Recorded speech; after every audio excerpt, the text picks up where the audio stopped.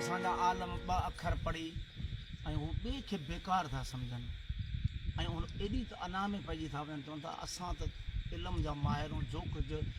असां ॼाणूं था उहो को बि नथो ॼाणे पर ख़ुदि हुज़ूर करीम सल्लल्लाहु अलैहि वसल्लम जन फरमायो रब ज़िदनी इल्मन, ए मुंहिंजा रब मुंहिंजे इल्म में इज़ाफ़ो कर। माना हुज़ूर बि ख़ुदा खां इल्मु अञा घुरे पियो पर असांजा कुझु अहिड़ा वीचारा हूंदा आहिनि जंहिंखे कंहिं शइ जी ख़बर ई कोन्हे, ॿ अखर पढ़ी ऐं एॾी त अना कंदा आहियूं चवंदा त ॿिए खे त को हक़ ई कोन्हे न कंहिं पासे जो। बसि असां सभु शइ जा दीन जा इस्लाम जा हिन समाज जा हिन काइनात जा धणी आहियूं। उन्हनि खे लतीफ़ साईं फरमाए थो कातिब करी थो केतिरी पननि मथे पीह अलाह वर्क बराई बीह तब अखर उहो ई साॻियो पढ़ियो था पढ़नि पर कढ़नि कीन कलूब में, पढ़ियो था पढ़नि पर कढ़नि कीन कलूब में वेतर ॾोह चढ़नि जे वर्क बराइन वेतरा।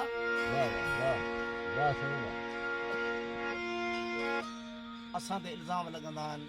अदा मांजी फ़क़ीर क़ुर शरीफ़ ग़लति थो पढ़े। अदा हाणे जे तव्हां चओ था त अॻिते लाइ असां क़ुर शरीफ़ कोन पढ़ंदासीं भला भला क़ुर शरीफ़ जो तर्जुमो त असां सिंधी में पढ़ूं न, भला क़ुर शरीफ़ भला तव्हांखे चओ था पढ़णु नथो अचे त असां क़ुर शरीफ़ कोन था पढ़ूं, भला तर्जुमो त जेको सिंधी में आहे उहो त पढ़ूं था। सही आहे, सही। तो बिटाई फरमायो अल्लाह पढ़ियो था पढ़न पर कढ़न कीन कलूब में वेतर ॾोह चढ़न जे बरकबराइन वेतरा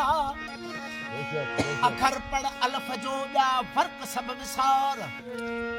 हज़रत बिलाल जे बारे में फरमायो वेंदो आहे त हू थोरो ज़बान खां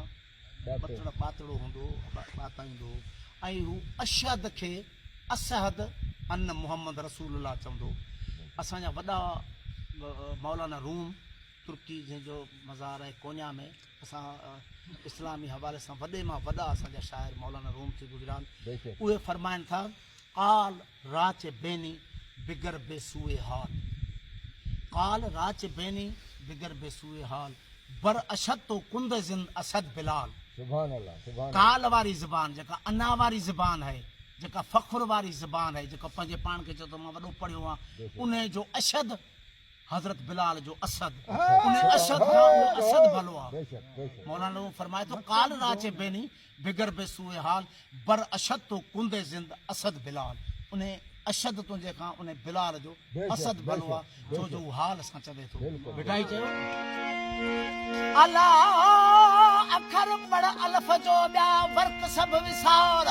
अंदर पंहिंजो उजार तूं पन्हा पढ़ंदे केतिरा पर मारियो मुझाइन अंधा अखरन सी, मारियो मुझाइन अंधा अखरन सी सा सिट न समझाइन जंहिंसां पस जे पिरीअ खे जहिड़ा लोह महफूज़ च लिखियल अहदे,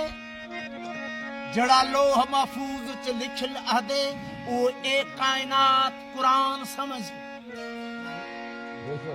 जड़ा लोह महफूज च लिखिल अहदे ओ ए कायनात कुरान समझ जिमें विच कुरान दे सूरतां हिन इथा हर सूरत है अयान समझ पानी पहाड़ ते जंगल सेरा जिन इंस हैवान समझ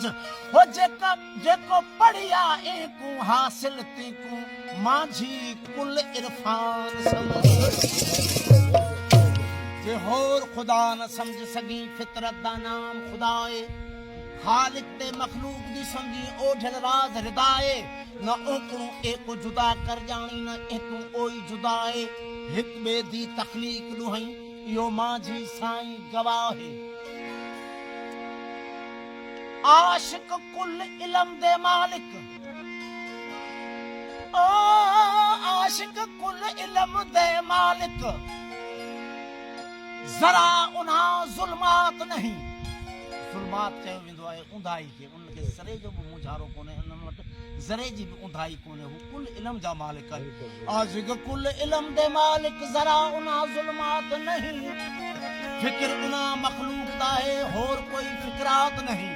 दुनिया को ओ जदीद करन तलब तमो उन्हा तात नहीं हो माझी आल नबी दी उहे यार ज़ात ते काई दात नहीं काई वरी चए थो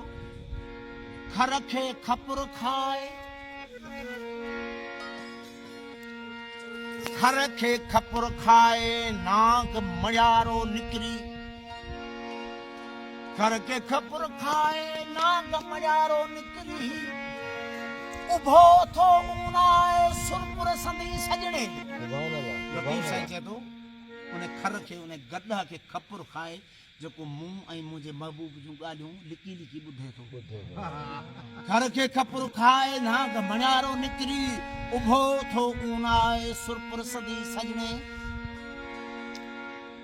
अला खर जीअं मदी जल जे मन में माशाअल्लाह ओ अला खर जीअं मदी जन जे मन में असां ऐं पीरीअ जूं उमेदूं कसन होते हां पोइ मरन सड़ी इन ई सूर में तोखे टेड़िया टेड़ी टे टेड़िया टेड़ी टे हो तोखे टेड़िया टेड़ी टे खड़ी खलकत को अब टेड़ी खड़ी खलकत को अब टेड़ी तोखे टेड़िया टेड़ी टे तोखे टेड़िया टेड़ी टे खड़ी खलकत को अब टेड़ी खड़ी खलकत को अब टेड़ी तोखे टेड़िया टेड़ी तोखे टेड़िया टेड़ी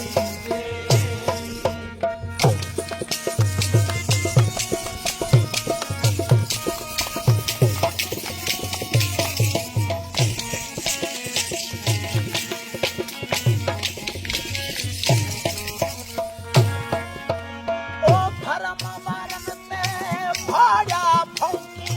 राह विसन जा रस्ता रोकी भरम वारन में भाड़ा फौकी राह विसन जा रस्ता रोकी ओ भरम वारन में भाड़ा फौकी राह विसन जा रस्ता रोकी खेड़ इहा तो खेड़ी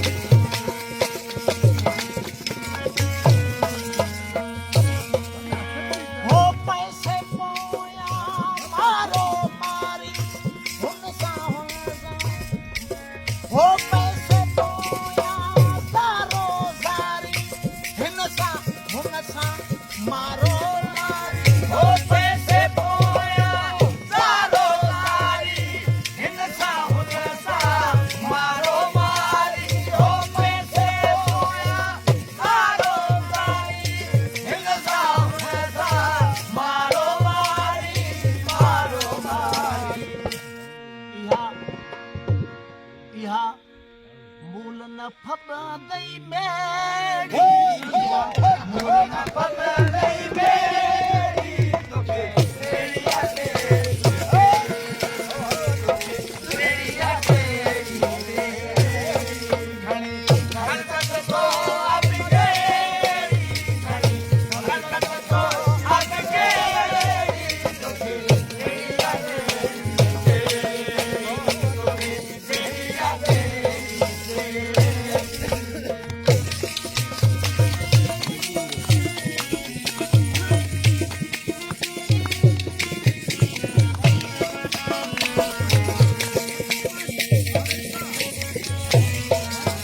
ओ माझी नैनो